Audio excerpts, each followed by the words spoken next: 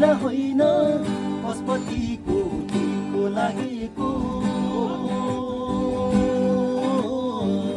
मेरो टोपी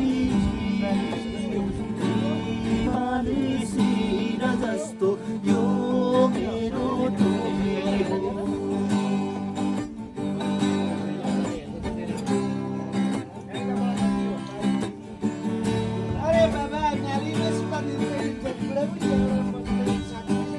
घाम लाग्दा मेरो टोपी पसिनाले भिजाइदिन्छ नेपालीको जातीय पोषण यसैले नै चिनाइदिन्छ।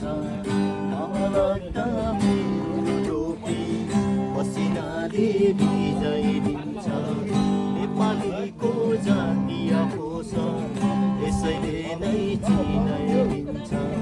मेरो टोपी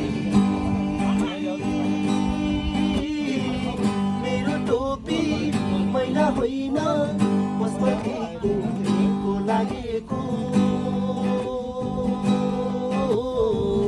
मेरो टोपी आमाको छाती जस्तो यो मेरो टोपी हो।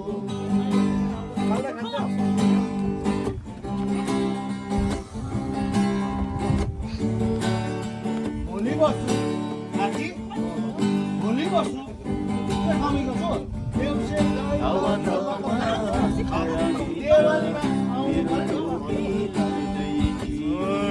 मेरो शिरको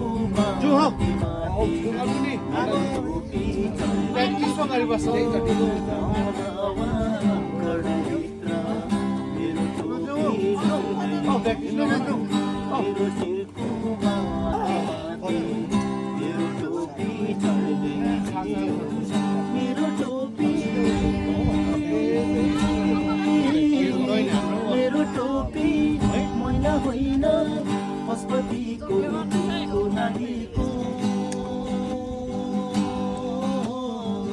मेरो टोपी। जाउँ हौ खेल्ने कि मात्रै खेल्ने छन्